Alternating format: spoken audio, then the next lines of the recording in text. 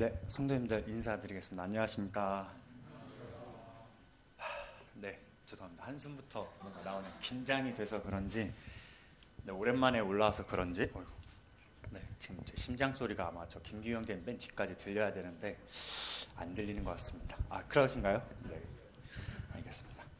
오랜만에 수요집회 강단에 이렇게 올라와서 교제할 수 있는 시간이 저에게 허락이 됐는데, 일단 제 근황을 좀 얘기하도록 하겠습니다. 요즘 근황은 정말 회사는 늘 똑같은 것 같은데, 그리고 저도 그대로인 것 같은데 항상 저를 가만히 냅두지 못하는 그런 것 같습니다. 성도님들도 아시다시피 엄청 하루하루가 시간이 빨리 가고 또 나를 가만히 냅두지 않고 항상 나를 바쁘게 움직이는 것 같습니다.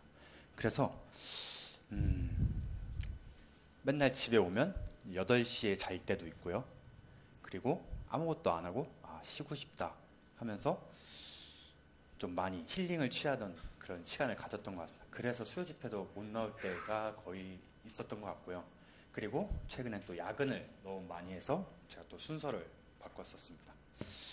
그랬었고요. 그래서 이제 수요 집회를 준비하면서 내가 무엇을 나눠야 할까, 아니면 무엇을 교제를 하면 좋을까 하다가 내가 제일 관심 있는 것들을 한번 생각해 보게 됐습니다. 왜 그렇게 웃는지 모르겠지만, 그러다 일단 제가 제일 관심 있는 것들 뭐 여러 가지 있겠지만, 회사, 가족, 돈, 결혼, 교회 뭐 이렇게 등등등등 써져서 내려가더라고요. 그러니까 성도님들도 다르겠지만 제가 개인적으로 느끼는 관심사. 그래서 그 중에 하나를 나눠보면 어떨까 하다가 제가 또 결혼에 대해서 준비를 하게 됐습니다. 제가 결혼을 하겠다, 뭐 어쩌겠다 이런 건 전혀 아니고요. 어디 머리에 피도 안 마른 것이 올라와서 결혼을 한다 하지만, 결혼을 가지고 얘기하냐 하지만, 그렇게 그냥 하지 마시고 그냥 편하게, 청년들이 이런 생각 가지고 있고 도성이는 그냥 이렇게도 생각을 할 수 있구나 라는 생각으로 좀 재밌긴 아니고 그냥 편하게 보고 나눠주셨으면 좋겠습니다. 그래서 이걸 준비하고 있는데, 지난주에 김기우 형님한테 먼저 얘기를 했더니 전석희 형제님이 강단에 올라가서 결혼을 주제로 또 말씀한다고. 이게 무슨 일이야. 이거 사고인데 이러면서 속으로 이러면 안 되는데 하면서 또 열심히 들으면서 필기를 하면서 그래도 다행이다. 네, 똑같은 결혼이지만 나눌 게 좀 다르겠구나 라는 생각을 좀 했습니다. 네, 혹시나 이걸 듣고 불편하시거나 뭐 그러신 분들이 있다면 저에게 따로 얘기해 주시면 감사하겠습니다. 네. 그래서 어떻게 나눌 건지를 간략하게 설명을 드리도록 하겠습니다. 먼저 세상이 보는 결혼, 그리고 교회, 그리고 청년이 보는 결혼, 그리고 제가 보는 결혼 순으로 이렇게 설명을 드리려고 하고 또 교제를 나누고자 합니다. 그래서 주제를 딱히 뭐뭐다라고 정하고 싶었는데 정하진 못했습니다.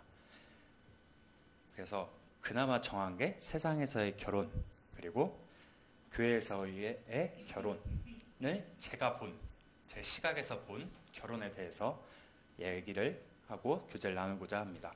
먼저 세상에서의 결혼입니다. 지금 세상에서 어떻게 결혼하고 있는지 그거에 대해서 먼저 나누고자 합니다. 먼저 사진을 하나 보여드리도록 하겠습니다. 23년 두요라는 그 정보 회사에서 발표한 자료입니다. 결혼한 성공한 남녀 표준 모델이고요. 아직 결혼 안 한 청년들이 저 포함해서 많이 있는데 자기가 몇 개가 포함이 되고 있는지 한번 보시면 좋을 것 같습니다. 네, 저도 좀 보면서 이렇게 벽이 높았나 이런 생각을 좀 많이 했습니다. 뭐 몇 개는 포함이 된다고 하지만 그래도 세상에서 보는 시각은 높고 확실히 다르구나, 내가 생각하는 결혼과는 다르구나 라는 생각을 좀 많이 했습니다. 여기서 하나 그냥 얘기하자면 6,700만 원의 연봉은 실수령 금액으로 430만 원 정도, 465만 원 정도 받아야 되는 어마어마하게 큰 금액이고요. 여자 여성에서 4,300은 314만 원을 받아야 결혼을 할 수 있습니다. 그러니까 둘이 합쳐서 결혼을 하면 700만 원 정도 소득이 있는 그런 부부가 되는 겁니다. 이래야 이게 근데 중요한 건 이게 표준 모델이니까 평균인 겁니다. 이게 일단 세상에서의 결혼의 조건이고요. 그래서 결혼이라는 게 뭘까라는 거에서 저도 먼저 시작을 했습니다. 당연히 네이버에 먼저 쳐봤죠. 네이버에는 안 나오는 게 없으니까. 네. 그래서 백과사전에 이렇게 나옵니다. 결혼이란 남녀가 정식으로 부부 관계를 맺음이라고 정의되어 있습니다. 여기서 제가 좀 눈여겨본 건 좀 정식으로 부부 관계를 맺음이었습니다. 왜 네이버가 이렇게 정의를 내렸을까? 라고 생각을 해봤을 때 요즘 세대 그리고 요즘 결혼에 대해서 좀 돌아보게 되더라고요. 아시다시피 동성 간의 결혼 그리고 동성애 이런 것들이 활개를 치고 지금 아마 우리나라에서 일어나지 않지만 최근에 아마 기사로 난 걸로 알고 있습니다. 여자와 여자끼리 결혼해서 애를 가졌다. 그게 아마 네이트나 네이버 기사에 엄청나게 크게 한번 나왔었는데 뭐 댓글도 대단했었어요. 그 낳은 아이는 그러니까 정자은행에서 받아서 애를 낳아서 키웠는데 그 낳은 애는 누구 탓이냐? 걔 누굴 원망해야 되냐? 누가 나중에 그 후폭풍을 감당해야 되냐? 하면서 막 엄청나게 많았는데 이런 거를 볼 때 정식으로 라는 말이 좀 와닿더라고요. 정식으로 결혼하지 않은 이런 세대가 지금 오고 있구나 라는 생각을 하면서 결혼에 대해서 생각을 하게 됐습니다. 네, 다음으로 이게 제가 5월 첫째 주에 준비를 하면서 한 건데 그때 바로 또 결혼을 쳐보고 그럼 요즘 뉴스 기사는 뭐 안 찾아봐도 알지만 봤을 때 어떤 기사들이 있나 봤더니 잘 안 보이시는데 보면 그러니까 설문조사를 했다라고 합니다. 요즘 청소년이 10명 중에서 4명 정도가 결혼 안 해도 되고 또 10명 가운데 60%가 6명이죠. 6명이 결혼을 해도 자녀를 낳지 않아도 된다라고 이렇게 기사가 떴습니다. 그리고 올해 2월에 역대 최저의 출산율을 기록했다라는 기사가 5월 1일 기준으로 이렇게 나왔습니다. 이거 말고도 또 오늘 걸 한번 찾아봤습니다. 결혼을 쳤더니 윤민수가 18년 만에 이혼을 했다라고 뜨더라고요. 저는 이거 보면서 좀 많은 생각을 했습니다. 철석경제인 강단에서 그러셨죠. 40년을 살아도 모르는데 4년 사귀고 4년 만나고 그거 어떻게 아냐. 이런 비슷한 말씀을 하셨습니다. 이것도 비슷한 것 같습니다. 아들도 있고 TV 프로그램에 나와서 아빠 어디가 그 프로그램에 나와서 정말 좋은 모습을 보여준 가정이었는데 지금 18년 만에 결혼을 해서 기사 또 엄청나게 크게 도배가 되는 모습을 볼 수 있습니다. 그리고 또 재밌는 기사가 하나 또 올라왔더라고요. 이것도 같이 오늘 배우자와 다시 결혼하시겠습니까? 한다. 남자 43%, 여자 27%. 네, 과반수 이상이 다시 안 하겠다라는 그런 설문조사가 지금 이렇게 올라와 있습니다. 네, 이렇게 결혼 기사를 찾아보면 참 부정적인 내용들밖에 안 나오는 것 같습니다. 그럼 이제 이어서 조금만 더 세상의 결혼에 대해서 어떤지 보도록 하겠습니다. 그럼 이런 환경 속에서 대한민국 정부는 뭘 하고 있는지 보겠습니다. 저출산에 380조를 썼다라는 기사 내용입니다. 380조는 제가 얼핏 듣기로 부부에게 약 1억 원 좀 안 되게 지급이 된 금액이라고 합니다. 혹시 체감하시나요? 물론 저는 결혼 안 해서 모르겠지만 네, 아무도 공감을 못 하시는 것 같습니다. 고개를 절절 돌리시고 있으시고 그러신데 그럼에도 출생아 수는 붕괴가 돼서 이렇게 바닥을 치고 있습니다. 그래서 출산을 또 막는 가장 큰 걸림돌은 양육비, 교육비, 경제적 부담, 그리고 높은 집값, 그리고 일육아 이런 것들이 있다고 합니다. 그러면 또 이것들이 해결이 되면 애를 낳겠냐라고 했을 때는 또 그렇다가 35%밖에 되지 않고요. 또 아니다와 잘 모르겠다가 과반수 이상을 차지하고 있습니다.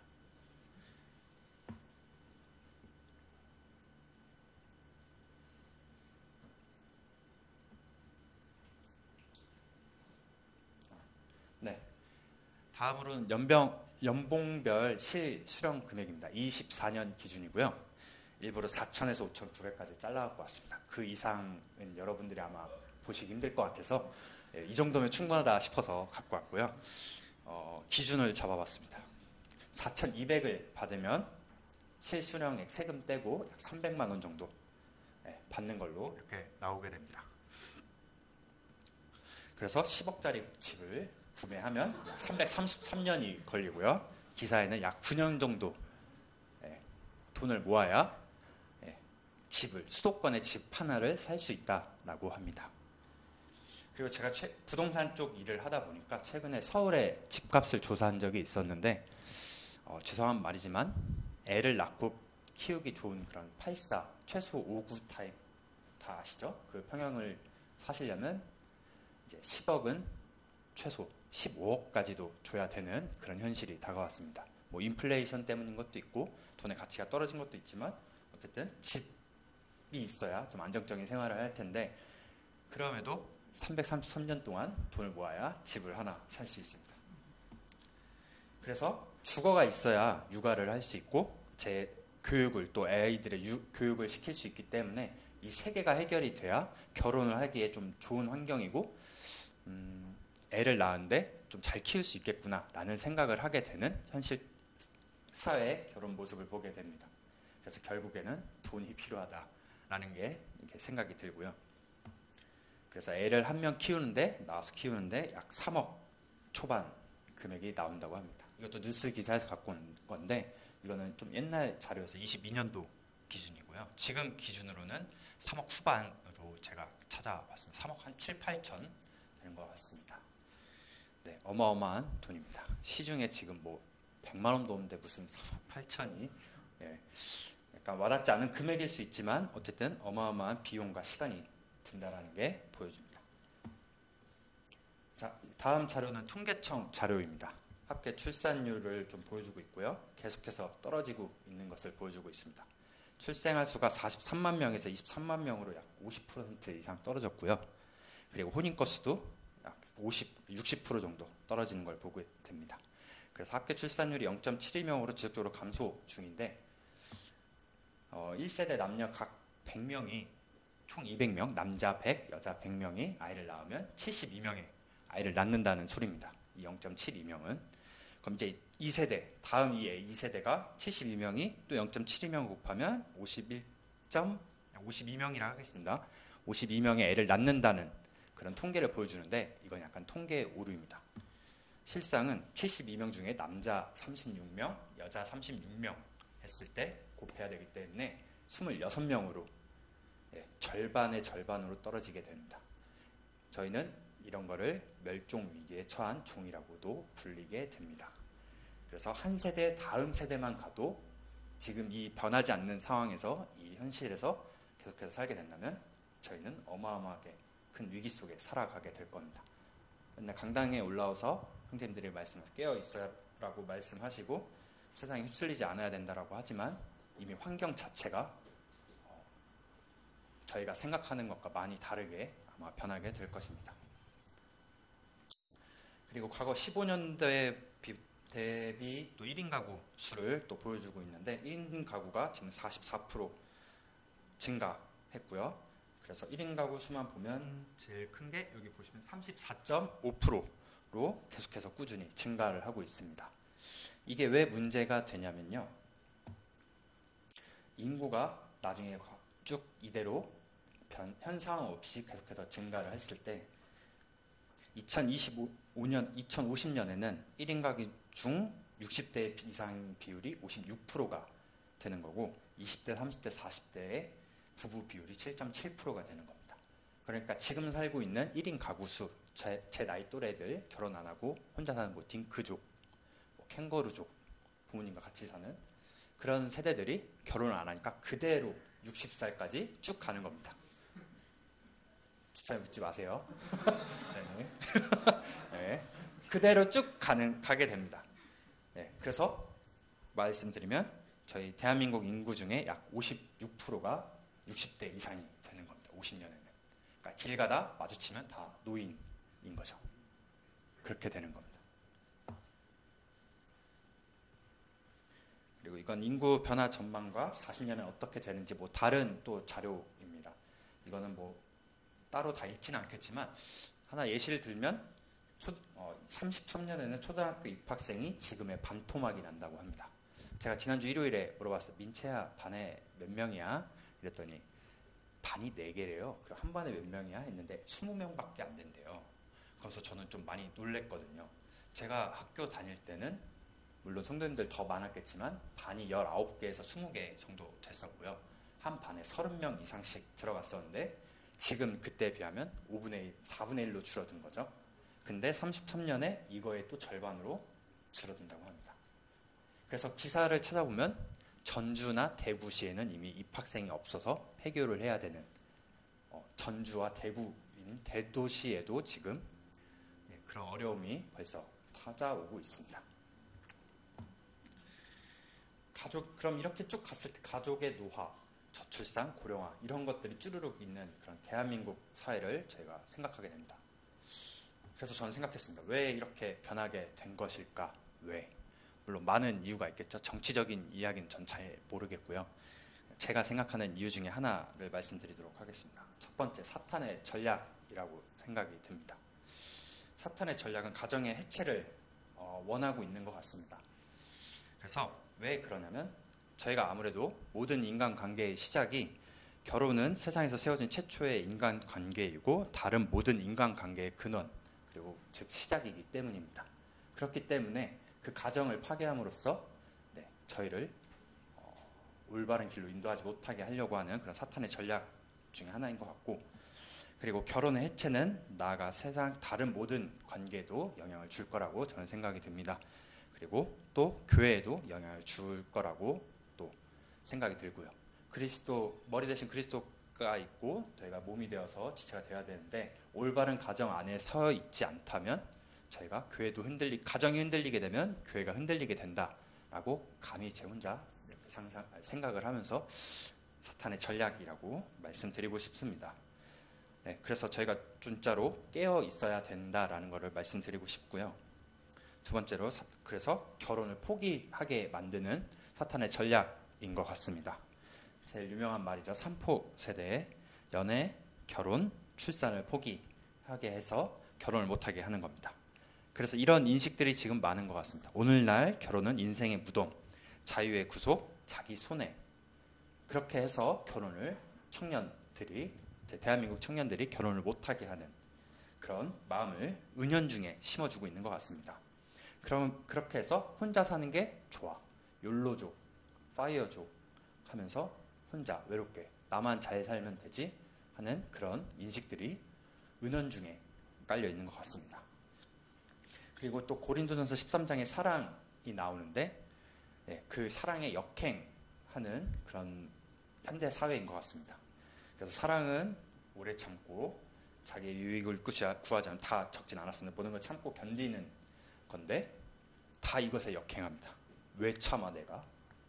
반반 결혼을 해서 네가 조금이라도 더 냈으면 너도 내야지. 그리고 내 유익을 구하지 않아야 되는데 내가 유익하지 않으면 너랑 해서 불행한데 내가 왜 결혼해? 그리고 참고 견딘다.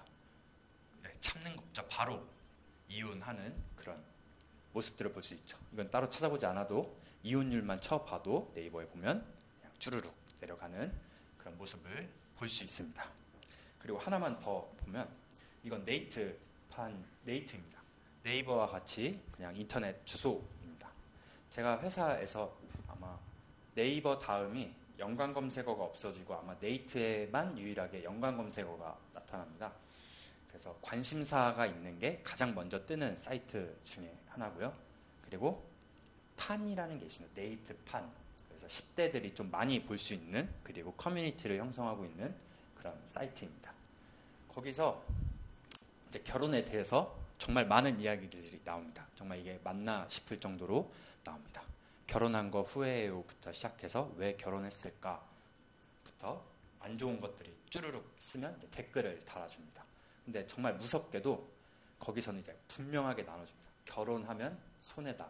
한남들과 왜 하냐.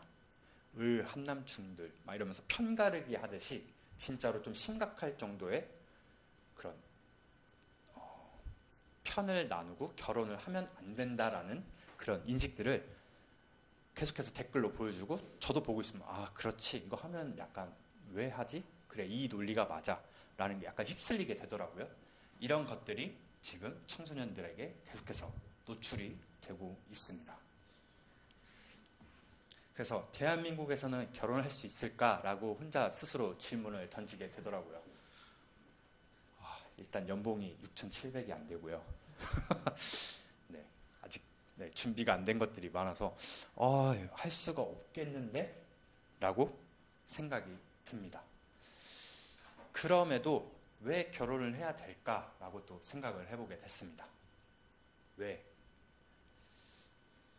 성도님들도 한 10초 드리겠습니다. 왜 결혼을 해야 될까? 물론 저하고 생각이 많이 다를 수 있습니다. 왜 결혼을 해야 될까? 네. 참 여러 가지 이유가 있을 겁니다. 이미 결혼하신 분들은 내가 왜 결혼했지? 한번 생각해 보셔도 좋을 것 같고. 네. 그래서 제가 먼저 내린 첫 번째 이유입니다. 어렸을 땐 너무도 당연한 거였습니다. 인간의 본능이기 때문에 결혼을 해야 된다라고 생각을 했습니다. 인간의 3대 욕구죠. 식욕, 수면욕, 성욕.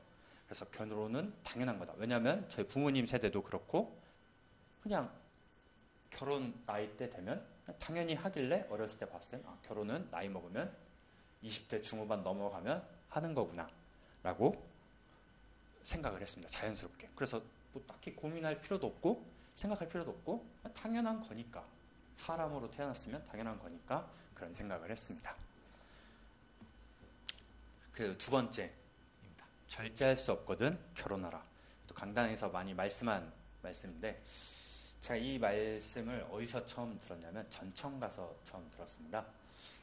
방에서 이제 자려고 그때는 형들이죠. 형들하고 누워 있는데 아니나 다를까 결혼 얘기를 했습니다. 그때는 약간 청년이었어도 좀 어릴 때 20대 초반인데, 그때 형제들이 왜 결혼할까에 대해서 형들이 아주 재밌게 얘기를 하더라고요. 돌고 돌고 돌아 내린 결론이 아마 이거였던 것 같습니다. 만일 절제할 수 없거든 결혼하라. 정욕이 불같이 타는 것보다 결혼한 것이 나으니라. 고린도전서 7장 9절 말씀을 들면서 정욕이 불같이 타오르면 결혼을 하는 게 맞지 이러면서 그렇게 결론을 탕탕탕 내리면서 저도 또 맞지 이러고 고개 끄덕이면서 결혼해야 되는구나 라고 생각을 했던 것 같습니다. 다음으로 결혼의 목적과 또 이유입니다. 근데 또 제가 이제 배우고 또 생각을 했을 때 첫 번째는 결혼 제도는 하나님이 제정하신 규례입니다. 우리 유명한 말씀이고 또 강단에서도 전숙 형제님 나눠주셨는데 창세기 2장 22절에서 25절 내용 다 아실 거라 믿어서 따로 찾아보진 않겠습니다. 그래서 남녀가 한 몸이 되는 것은 결혼 안에서만 가능하고 결혼은 한 남자와 한 여자 사이에서 이루어지는 것입니다. 그래서 최초부터 하나님께서 정하신 것이 바로 결혼이기 때문에 결혼을 해야 된다라고 또 말씀을 드리고 싶고요. 또 하나님의 목적엔 결혼이 있다라는 겁니다. 창세기 1장 28절 생육하고 번성하라 저에게 복을 주셨고요. 히브리서 13장 4절 음행죄를 피하기 위해 결혼을 하라고 하셨고, 또 창세기 2장 18절에는 동역하고 돕는 배필을 저에게 주셨기 때문에 결혼하라라고 말씀하고 계십니다. 이와 같이 하나님은 저에게 직접적으로 관여를 하고 있습니다. 마태복음 19장 6절이고요. 그런즉 이제 둘이 아니요 한 몸이니 그러므로 하나님이 짝지어 주신 것을 사람이 나누지 못할지니라 하시니 라는 말씀으로 이렇게 나누고 싶습니다. 저희 삶을 어쨌든 가장 함께 하시고 주관하시는데 하나님께서 직접 관여하신다라는 것은 아마 성도님들께서도 다 동감하시고 동의하실 것 같습니다. 그래서 결론은 일단 결혼은 꼭 해야 된다입니다. 그래서 꼭 해야 하는 결혼입니다. 그래서 잠실교회 청년들은 어떻게 생각하는지 좀 궁금했습니다. 물론 더 깊숙이 시간을 가지고 물론 MT 같은 데 가서 좀 나누고 인터뷰도 하고 그걸 내었으면 좋겠지만 좀 그나마 제가 또 설문지를 만들어서 좀 교재를 좀 나누고 의견을 좀 받아봤고요. 이게 뭐 정답이다 또 뭐 이렇다 그런 건 아니지만 성도님들 그냥 참고로 이렇게도 생각할 수 있구나 정도만 받아주시면 될 것 같습니다. 설문지는 일단 성비는 정말 기가 막히게도 50대 50으로 나왔습니다. 물론 여기서 설문지 안 하신 분들도 있지만 하신 분들만 해서 그냥 통계를 내봤습니다. 첫 번째입니다. 당신은 결혼을 하고 싶습니까? 라고 했을 때 모두가 하고 싶다라고 했습니다. 아멘이죠. 자, 그쵸. 2050년에 혼자 늙어가면 안 되겠죠. 그래서도 안 되고 주님이 명령하신 대로 결혼하셔야죠. 근데 여기서 또 보시면 자매님들이 더 적극적으로 결혼하고 싶어 한다는 걸 알 수 있습니다. 여자 남자라고 그랬는데 이거는 그냥 봐주시면 될 것 같고, 자매님 쪽이 매우 그렇다가 80%, 그리고 형제 쪽이 81, 잘못 나왔습니다. 죄송합니다. 18.2%가 결혼이 너무 하고 싶다라고 이렇게 의견을 줬습니다. 그러면 어떤 형태의 결혼을 원하는지 또 조사를 하게 됐습니다. 아무래도 청년이다 보니까 자연스러운 만남, 자만추, 내가 좋아하는 이상형을 선택하는 그런 경향이 높은 것 같습니다. 저는 이게 잘못됐다 틀렸다라고는 전혀 생각하진 않고요. 원래 결혼이 뒤에도 말할 거지만 이게 정답이 있는 게 아니다 보니까 좀 편하게 그냥 봐주시면 좋을 것 같습니다. 그래서 자매님 쪽은 연애 결혼이 약 절반, 그리고 형제 쪽이 70% 과반수 이상이 연애 결혼을 하고 싶다라고 이렇게 말씀을 해주셨습니다. 그리고 다음 질문으로는 왜 결혼해야 하는지 이유와 그리고 결혼 기도 중인지에 대해서 또 물어봤습니다. 저는 이걸 물어보면 몇 명은 대답 못할 줄 알았어요. 근데 왜 결혼을 해야 하는지 설명할 수 있다가 100%가 나왔습니다. 제가 그래서 강단에 올라와서 누구 한 명 찍고 설명해봐 라고 말하고 싶은데 차마 그렇게 못하겠더라고요. 그래도 대단하신 것 같습니다. 왜 결혼을 해야 되는지, 물론 잠실교회 청년이기 때문에 교회 안에서 왜 결혼해야 되는지 다 설명을 할 수 있다라고 저는 생각을 했습니다. 그리고 결혼 기도는 지금 약 70% 정도가 청년들이 하고 있고요. 나머지 30%는 아직 안 하고 있는 중이라고 합니다. 그래서 형제 쪽은 절반, 자매님 쪽이 82%로 제가 말씀드렸죠. 자매님들이 더 원하고 간절히 결혼을 원하고 있습니다. 잠실교회 청년들은 열심히 결혼 기도 중이며 왜 결혼을 해야 되는지조차도 다 설명할 수 있는 그런 상태입니다. 중요한 건 자매님들이 더 적극적이라는 겁니다. 자, 그래서 이상적인 결혼 적정 나이는 28에서 30살을 선택을 하셨습니다. 결혼 정년기 선택했을 때 약간 과반수 이상이 54%라고 했고, 근데 여기서 볼 거는 대한민국 전국 평균 초혼 연령이 남자가 34살 정도, 그리고 여자가 31살 정도 된다고 합니다. 참고하시면, 이것도 통계청에 나와 있는 자료이기 때문에 참고를 해주시면 될 것 같고, 여기서 적진 않았지만 30살 넘어가는 그 선택지는 참고용입니다. 30살 넘은 청년들이 체크했다라는 거와, 그리고 28에서 30살을 약간 어린 20살 초반 청년들이 선택을 했습니다. 저도 개인적으로 말씀드리면 28에 애가 둘일 줄 알았습니다. 그냥 그렇다고요. 그래서 어쨌든 28에서 30살 꼭 결혼 이 안에 하시길 바라겠습니다. 결혼을 위해 가장 중요한 조건 및 선택은 무엇인가에 대한 질문입니다. 순복 선택으로 받았고요. 가장 중요하게 생각한 거는 잘 안 보이실 수도 있는데 제가 말씀드리면 사랑이랑 가치관이 일치입니다. 그리고 또 중요한 건 사랑, 가치관, 믿음에도 높은 선택인데, 잠실 청년들은 외모를 보지 않습니다. 이게 포인트입니다. 외모를 보지 않습니다. 아니, 저는 안 했습니다. 아예 참고로 해주시면 될 것 같습니다. 아니, 있는 그대로 보여주는 거기 때문에 그냥 받아주시면 될 것 같습니다. 외모 보지 않는다가 중요합니다. 그래서 형제들 외모 보지 않는다니까 적극적으로 자매님들한테 가면 하실 수 있을 것 같다는 생각도 여기서 문득 들었습니다. 결혼 안 한 청년이 많으니까 참 웃기긴 한데 그냥 그런 생각이 문득 들면서 나왔습니다. 다음으로 결혼을 위해 가장 중요한 조건과 선택입니다. 서로 존중하고 이해하는 것과 소통 그리고 배려가 중요하다고 해줬습니다. 아마 맞는 것 같습니다. 서로 이해해주고 그리고 지속적인 소통 그런 것들을 결혼 생활의 가장 중요한 한 부분이라고 차지하고 생각하는 것 같습니다. 그 다음 결혼을 망칠 가능성이 높다라고 생각하는 요인은 믿음과 가치관의 차이 때문에 결혼이 어렵다고 생각을 한다라고 합니다. 이 통계를 내면서도 좀 많은 생각이 들었습니다. 그냥 제 개인적인 원래 설문지 통계는 해석하는 사람 나름이기 때문에 이럴 수 있구나라고 생각하면 될 것 같습니다.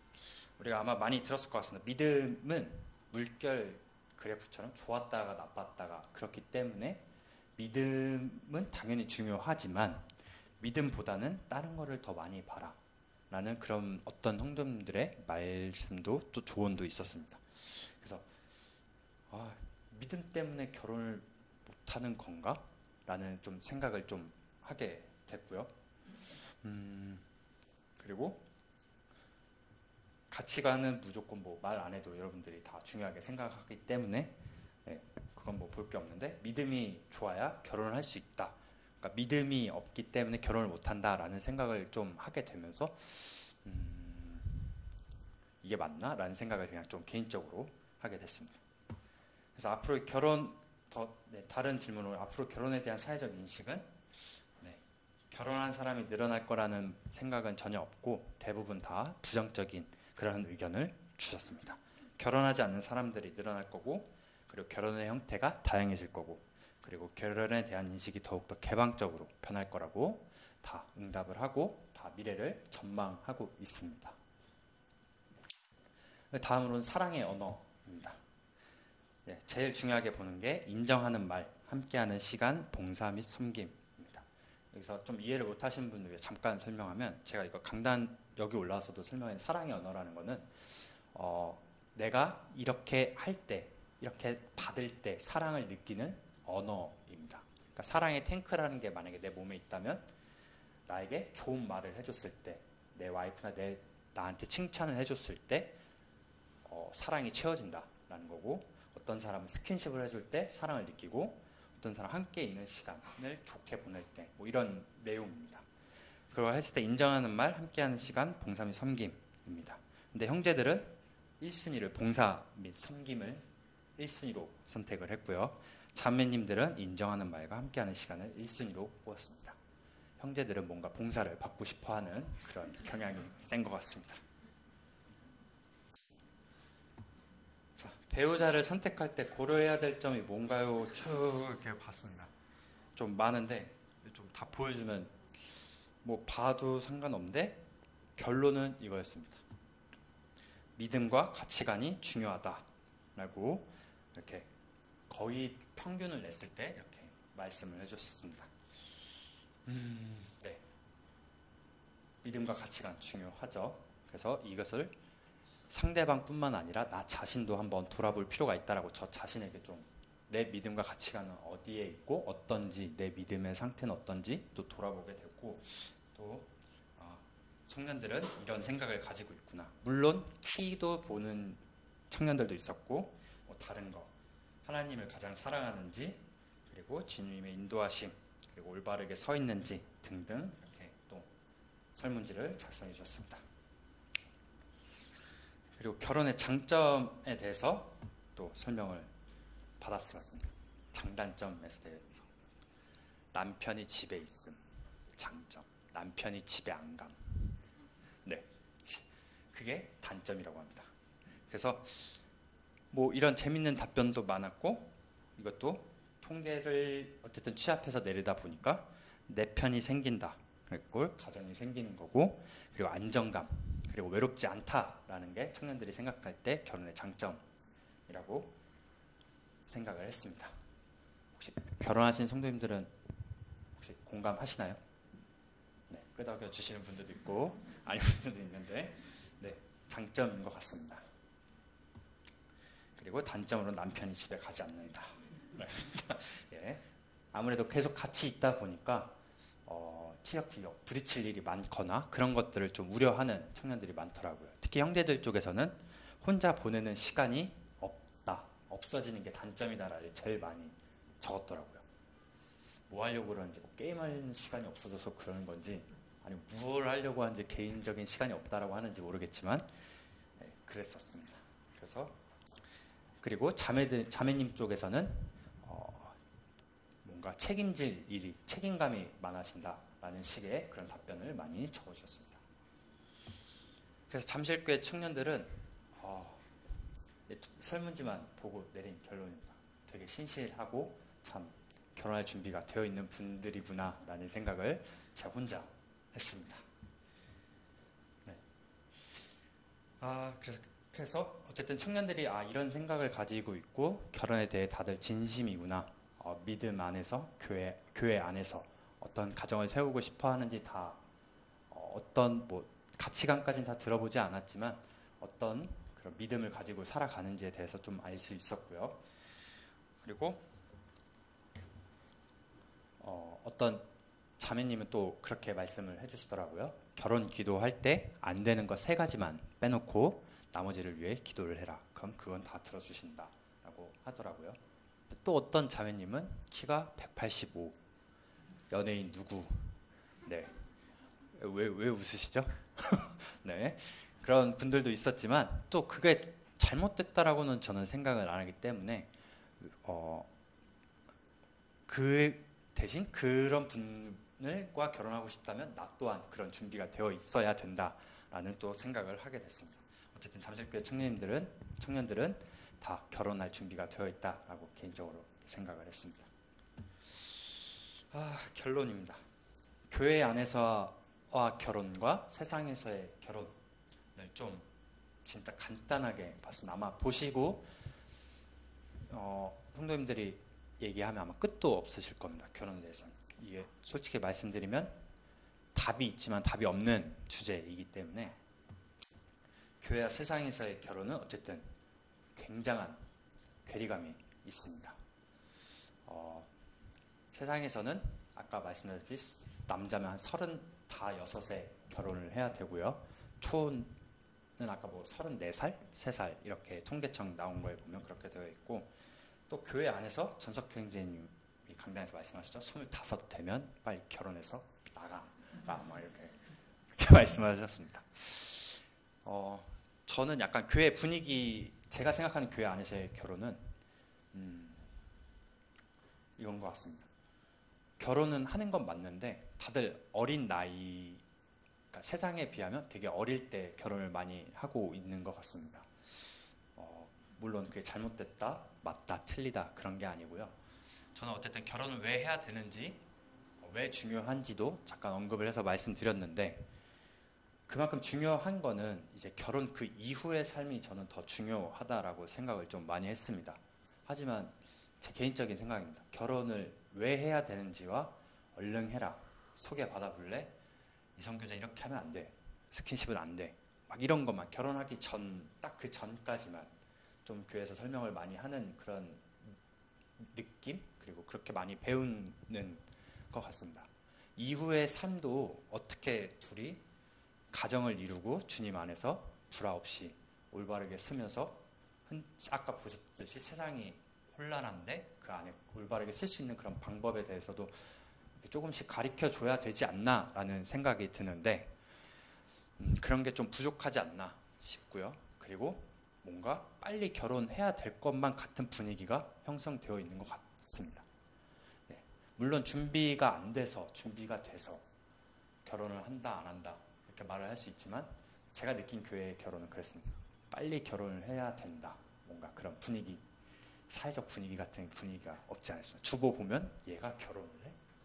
얘 아직 25밖에 안 됐는데 결혼을 한다고? 막 이런 것들이 너무 많이 일어납니다. 물론 그분이 뭐 잘못됐다 그런 게 전혀 아닌데, 뭔가 제가 느끼는 분위기가 그렇습니다. 그러면서 저는 뭘 하고 있나 이제 쳐다보게 되고 한숨을 쉬게 되고 그렇게 비교를 하게 된 것 같습니다. 어쨌든 그런 분위기 속에 좀 약간 의기시침해지고 나는 언제 하지? 이렇게 때가 온다는데 그때는 언제지? 이렇게 좀 낭망할 때도 있고 좀 안 좋게 생각할 때도 있는 것 같습니다. 그래서 어쨌든 그것뿐만 아니라 교회 결혼 그 이후의 삶도 어쨌든 저희가 얼마나 중요한지 좀 생각해 보셨으면 좋겠다라는 거고, 그래서 내린 결론은 어쨌든 그럼에도 어렵고 잘 모르겠습니다. 결혼을 어떻게 해야 되는지, 왜 해야 되는지는 알겠지만 가장 아까 그 조건표 봐도 제가 연봉이 6,700이어도 가장 중요한 자매가 없다면 아무 의미 없는 거잖아요. 그래서 어떻게 해야 되는지 잘 모르겠습니다.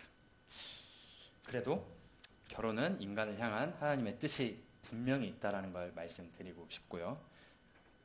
정욕의 문제라는 책에서 따온 말입니다. 그리고 또 다른 책에서 인용한 말인데, 자신의 배우자를 만나는 것에 조급해하지 말라. 하나님이 알맞은 때가 되어 그대를 깨우칠 때까지 잠들어 있으라. 아가서 8장 4절 말씀으로 또 책을 인용해서 적어봤고요. 이거 보면서 좀 힘이 났던 것 같습니다. 아직 내 때가 되지 않았구나 라는 거를 또 생각하게 됐습니다. 그리고 제가 생각하는 결혼 가치관 중에 하나는, 저는 솔직히 말씀드리면 교회 안에서만 하면 된다 주의였습니다. 왜냐하면 선악과 따먹은 것처럼 주님이 주신 자유의지잖아요. 그래서 형제 자매면 된다. 그래서 자매, 내가 원하는 자매 아무나 하면 된다라는 생각이 있었는데, 또 천석 형제님 강단에 올라와서 정해준 짝 이삭과 리브가 예시를 들으시면서 하시는 말씀이 딱 와닿으면서 머리를 한번 쭉 치더라고요. 나를 예비해 두신 짝이 있구나 라는 생각도 들면서 그럼 나는 틀린 건가? 뭐가 맞지? 천석 형제님 틀리지 않았을 텐데 막 이런 생각도 좀 하게 되면서 여러 가지 생각을 또 혼합이 되게 되더라고요.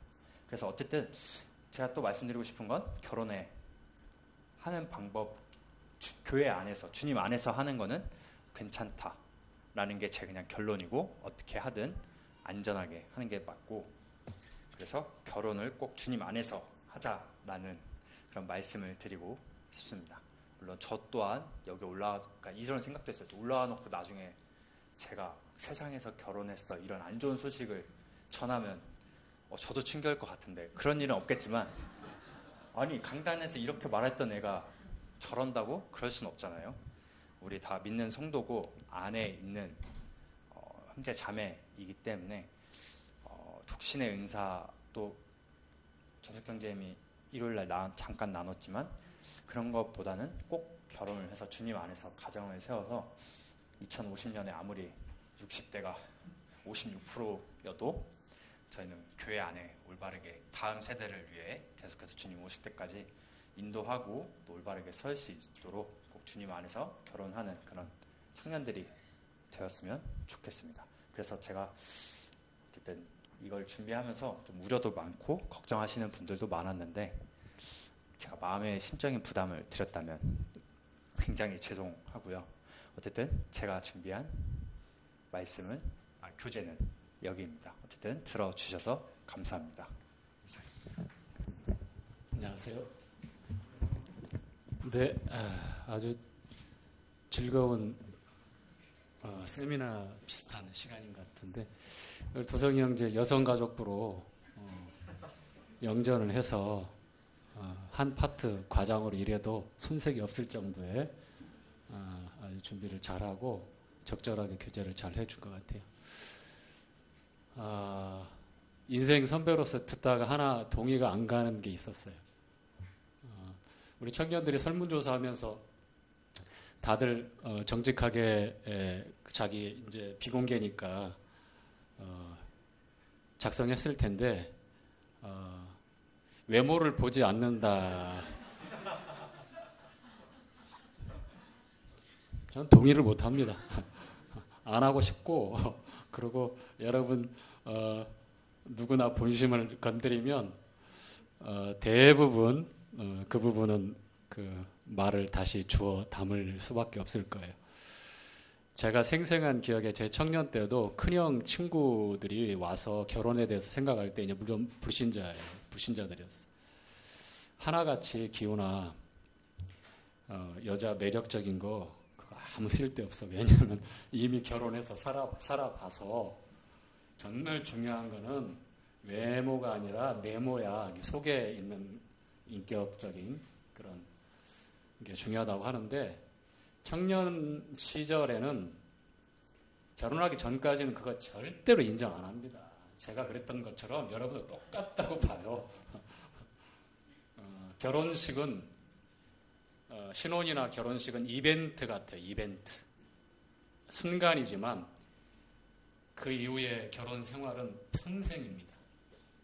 이벤트를 위해서 우리가 우리의 대부분의 관심과 힘들을 거기에다가 집중하면 그만큼 손해볼 일이 많이 있다는 거예요.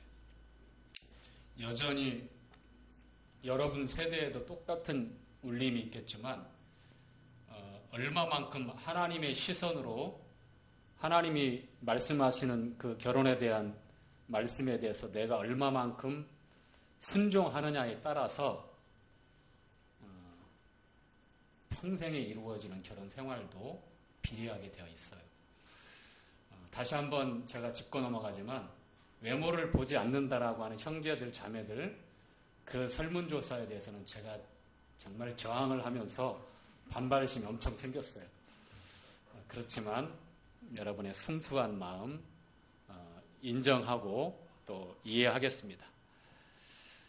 벌써 아마 외모를 보지 않았다면 벌써 결혼할 커플들이 참 많았을 것 같다라는 그런 아쉬움이 요만치까지 다 내려오고 있어요. 그래요. 이제 결혼에 대해서 우리 청년들이 모여서 얘기하고 듣고 교제해도 결국 답은 자기가 꼭 붙잡고 있는 자기 기대라는 게 있어요. 절대 그거는 뭐라고 그럴까?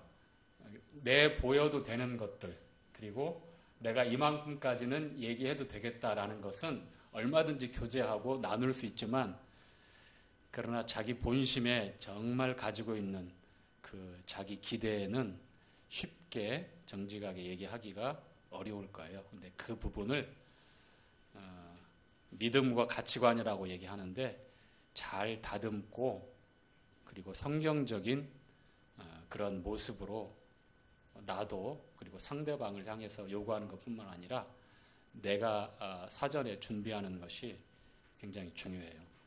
얘기했다시피 내가 굉장히 영적으로나 외적으로나 모든 면에서 수준 높은 기대를 가지고 있으면 과연 나는 상대방한테 그러한 기대에 충족하는 그런 모습일까, 그런 간증을 주고 있을까라고 반문해 보면 아마 조금 더 좀 잘 정리할 수 있을 거라고 생각을 합니다. 예, 자, 오늘 2024년도 후반기에 여성가족부로 영전할 우리 도성 형제의 설문조사에 곁들여진 결혼에 관한 간증과 교제의 내용 참 유익한 시간이었고요. 시간이 이제 한 10분 정도 남았는데 레위기 26장 함께 시간 짧게 교제하고요. 그리고 27장까지 이제 레위기가 마쳐요. 대단원에 이제 마치게 되는데 그동안 수요일마다 물론 계속해서 이제 쭉 같이 교제하면서 여러분들이 잘 기억하고 그리고 교제 내용들을 얼마만큼 잘 담고 있는지는 모르겠지만 오늘 26장까지 올 수 있도록 수요일마다 또 귀를 열어 경청을 해주시고, 또 제가 준비할 때 여기에 변함없이 자리에서 앉아서 함께 해주신 우리 성도님들에게 또 참 감사하고 고맙습니다. 저도 이 레위기 준비하면서 영적으로 굉장히 큰 유익이 있었고, 그리고 더 한 번 더 반복해서 되새길 수 있는 좋은 시간이었던 것 같고요.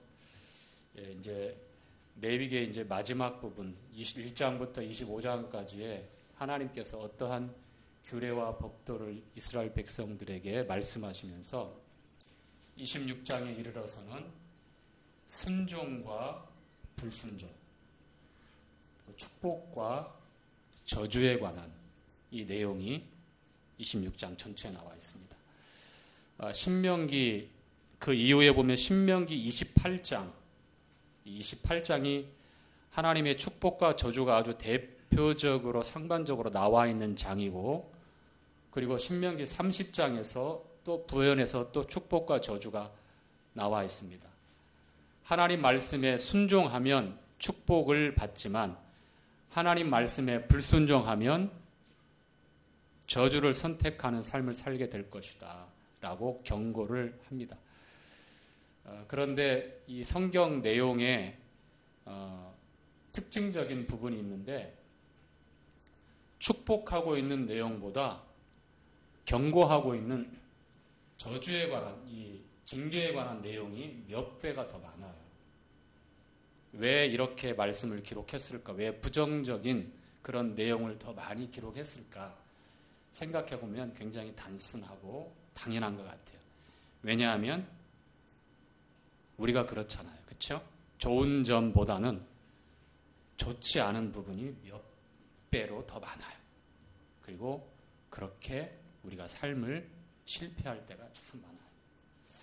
그럼에도 불구하고 말미에 26장 말미에 회개하면, 회복하면 어떻게 하나님께서 이끌어 주시고 보호하시고 다시 회복시켜 주시는가에 대한 말씀이 나오는데요. 자,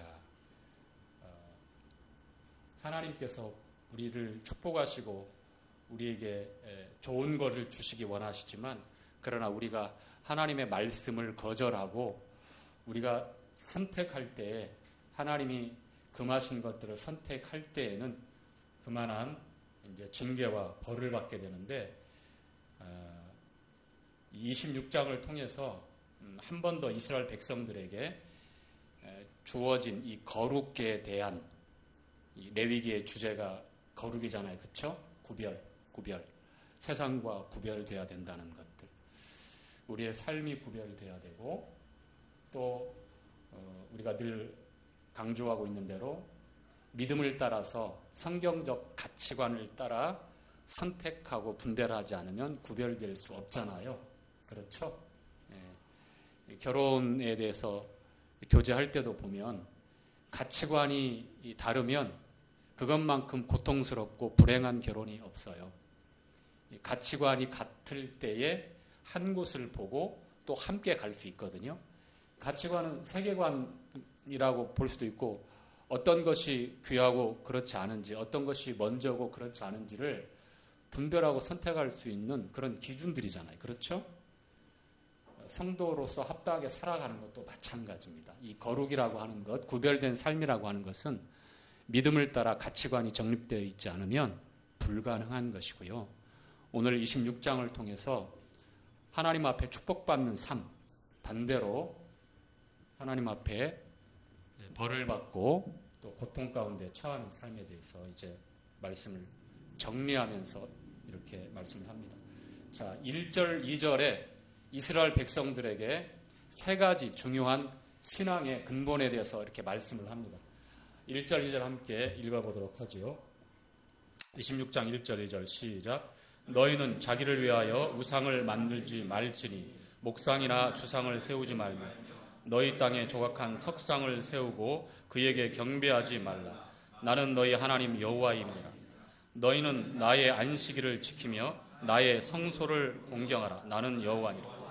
자, 여기 세 가지가 나오죠. 우상, 안식일, 성소라고는 키포인트가 나오는데, 제2계명과 제4계명, 하나님과 사람 사이의 수직적인 관계에 있어서 10계명 가운데 2계명과 4계명을 들어서 이렇게 말씀을 하고 있습니다.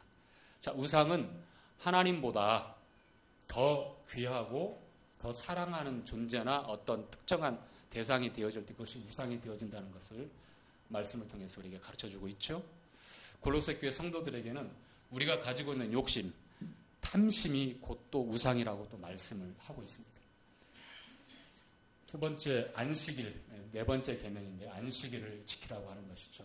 아울러서 성소를 공경하라고 하는데, 즉 하나님과 교제하는 이 일, 즉 하나님은 우리와 이스라엘 백성과 함께 하기를 원하시잖아요. 그렇죠? 그래서 터버넌클, 이 성막을 이스라엘 백성 가운데에 식양대로 보여주셔서 각종 기구를 통해서 하나님이 그 성소를 통해서 이스라엘 회중 가운데서 함께 거하시려고 그렇게 인도하시고 있는 내용들인데, 하나님은요 이스라엘 백성들과 함께 하기를 원하시는 것처럼 오늘날 우리 성도들과 항상 함께 하시는데 이유가 있죠. 왜 우리와 함께 하기를 원하실까요? 교제입니다. 교제. 함께 나누기를 원하시는 거예요. 첫사람 아담과 하와를 지으신 목적도 그렇습니다. 하나님의 형상대로. 수많은 그 동물들, 정말 보시기에 아름다운 그런 존재들이 참 많았고 그런 피조물들이 있었지만 하나님은 외로우셨어요. 왜요? 교제할 대상이 없었잖아요. 하나님의 사랑을 나누고 또 하나님과 함께 교제할 대상이 없었기 때문에 하나님은 하나님의 형상대로 어떤 한 인격적인 존재를 지었는데, 그것이 바로 첫사람 아담과 하와입니다. 여기에서 우상을 멀리하고 또 안식일을 구별하여 지키며 또 성소를 공경하라고 했던 내용은 뭐냐면, 하나님이 이스라엘 백성들과 함께 하기를 원하신다. 즉 교제하기를 원하신다는 겁니다. 오늘날도 우리에게 동일한 메시지를 전해주고 있는 거예요. 하나님의 축복 가운데 거하는 변하지 않는 내용이 뭐냐면 하나님과 함께 하는 것. 하나님과 함께 하기 위해서는, 즉 교제하기 위해서는 빛 가운데 거한다라고 요한일서에 그렇게 말씀하고 있죠. 하나님은 빛이시기 때문에 어둠이 조금도 없기 때문에 우리가 어둠의 일에 참여하거나 우리 안에 어둠이 찾아오거나 우리가 어둠을 선택하면 하나님과 함께 할 수 있다 없다? 하나님과 교제가 된다 안 된다? 불가능하죠. 숨어요. 아담이 그랬잖아요. 건희 씨는 하나님의 음성을 듣고서 반갑게 나가서 예 제가 여기 있습니다라고 나갈 수가 없었잖아요. 왜요? 이미 어둠에 지배를 당하고 있잖아요. 어둠을 선택했잖아요. 그렇죠? 빛 가운데 거한다고 하는 것, 하나님과 함께하는 교제하는 삶은 대표적인 빛 가운데 거하는 그러한 삶을 나타냅니다. 자, 오늘 교제는 여기까지 이렇게 하고 마치도록 해야 될 것 같고요. 다음에 교제하도록 하겠습니다. 오늘 그 시간이 많지 않아서 나가야 되나 하라 말까 이렇게 고민했는데 그 외모에 대한 지적을 꼭 하고 싶어가지고 안 나올 수가 없었습니다. 예, 제가 이게 그 진심은 아니니까 우리 청년들 혹시 그렇게 적었는데 아우 우리를 어떻게 생각하시는 거야? 그렇게 생각해요. 네네. 예, 오늘 어쨌거나 우리 도성형제 통해서 결혼에 대해서 참 조금 더 해박하고 좀 진지하게 좀 생각할 수 있는 기회가 됐던 것 같고, 우리 청년들이 좀 더 실제적으로 이 문제에 대해서 저하고도 좀 얘기 좀 같이 좀 했으면 좋겠습니다. 기다리지만 말고 그 내용들 청년의 교사인 저한테 알려주셔서 제가 열심히 뛸 수 있도록 그렇게 좀 먼저 좀 사인을 좀 보내주십시오. 잘 안 되더라고요. 예. 여기까지 저도 노력하고 있다는 거 말씀을 드리고 들어가도록 하겠습니다. 감사합니다. 아, 네네. 우리 이민우 학생이 다가오는 수양회 기간에 침례를 받기로 장로회에서 분별했고 그렇게 교제가 되었습니다. 기도해 주시고요. 그리고 침례 상담이 더 필요하신 분들이 있지만 아직은 때가 아니고 준비가 안 된 것 같아서 다음 기회로 그렇게 저희들이 두고 기도하고 있습니다. 계속해서 잠실교회를 통해서 구원받는 영혼들이 더해지고 또 교회 앞에 주님 앞에 또 세상 앞에서 최초의 순종인 이 침례를 통해서 하나님께 영광이 되어지고 교회가 기뻐하는 그런 시간이 되었으면 좋겠습니다. 돌아오는 주일 예배 시간 전에 침례식이 있음을 말씀을 드립니다. 기도해 주시기 바랍니다.